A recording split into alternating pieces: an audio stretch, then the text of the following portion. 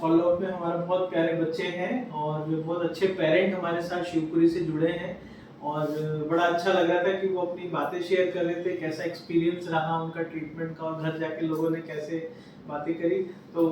मेरा एक्चुअली ये है कि पेरेंट्स डिसीजन नहीं ले पाते हैं, लेट हो जाते हैं।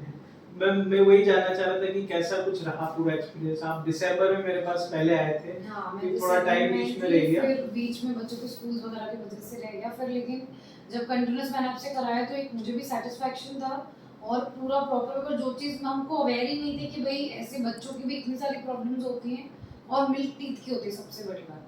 तो वो तो हमें पता ही नहीं था कि वो तो ऐसा लगता था अपने आप टूट ही जाएंगे,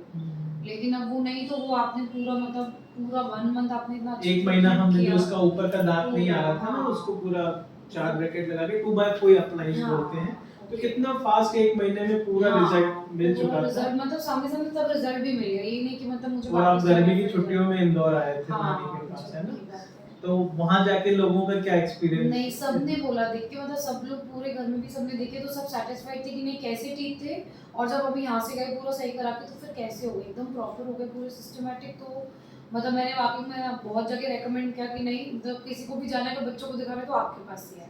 क्योंकि मैं सेटिस्फाइड हूँ आपसे पूरी तरह से। ठीक है, तो बड़ा अच्छा लगता है जब लॉन्ग डिस्टेंस से कोई पेशेंट इतने एफर्ट, क्योंकि इतनी दूर से आना और रेगुलरली आना पेरेंट्स के लिए कमेंडेबल जॉब होता है। और मैं रियली ऐसे पेरेंट्स को आपको अप्रिशिएट करना चाह रहा हूँ कि आपने बच्चे के लिए इतना एफर्ट्स लिए, इतना ट्रेवल भी किया और आप रुके भी थे उस समय एक महीना, क्योंकि हर पेरेंट्स को चाहिए कि थोड़ा जो भी एडवाइस ट्रीटमेंट हो एटलीस्ट वो लें वो। तो ये एक अच्छी चीज़ थी जो यहाँ से हम दोनों बच्चों के लिए कर पाए।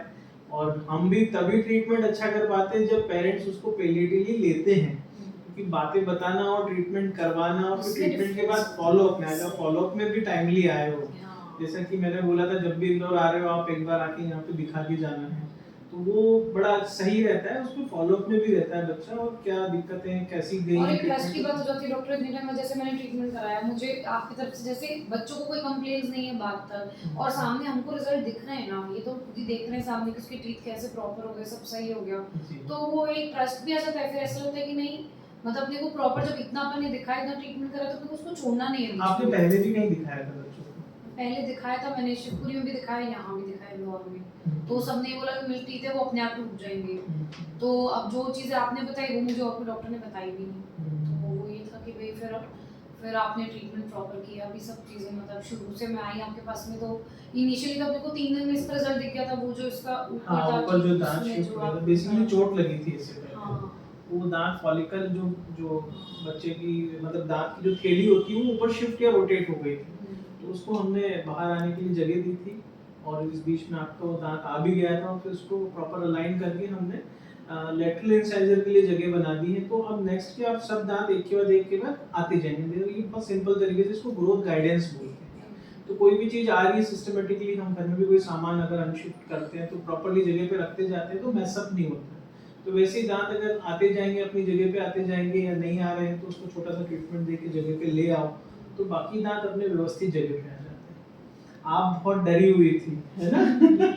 आपके बहुत क्वेश्चंस थे, आपको भी एक छोटा सा कैप लगाया परमानेंट रूप में। बेसिकली इनका मोलर इंसाइजल हाइपोप्लासिया का दिक्कत थी, जब जन्म से ही दांत के अंदर कोई कमी रह जाती है कैल्शियम की जमने की, तो उस वजह से उस जगह से कीड़े क्या है कि घर बना लेते हैं वहाँ से, उस वजह से दांत अंदर तक क्लीन हुआ था। आपने इसका रूट कैनाल भी शिवपुरी में कराया था, लेकिन उसके ऊपर कैप नहीं दिया था। तो जो कैप देने के ऊपर भी लोगों के बीच में अलग अलग राय डॉक्टर्स के बीच में ये है कि जब पक्का पूरा बच्चा मतलब बच्चा भी डेवलप हो जाए, उनका कहना था कि बच्चा भी छोटा है, मतलब अभी ग्रोइंग एज है, तो भी और डेवलपमेंट होगा, तो हम इसको कैप वो बंद नहीं कर रहे हैं जी। तो मैं यहाँ ये बोलूँगा, तो फिर वो चीज़ आपने बताई कि नहीं करना जरूरी है। तो ऐसा मैक्सिमम हो जाता है कि वो रूट कैनाल करके कोर रेस्टोरेशन करके छोड़ देते हैं, लेकिन वो एक वापस से फूड लॉजमेंट की जगह बन जाती है।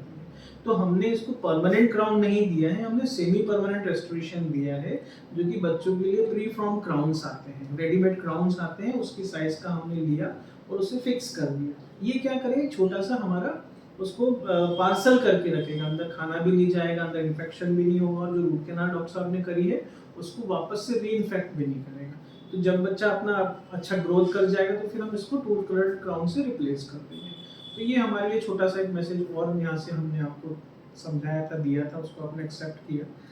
ठीक है मैम, तो आप जब भी आप आ रहे हो लॉन्ग डिस्टेंस, जितने भी पेशेंट हैं जब भी वो आ रहे हैं तो महीने में एक बार आपको फोटो वीडियो बना के भेज देना है, या फिर जब भी इंदौर टर्न लग रहा है तो आपको यहाँ से बस एक ऑन द वे जाके दिखाना है, हार्डली आप 10 मिनट लगा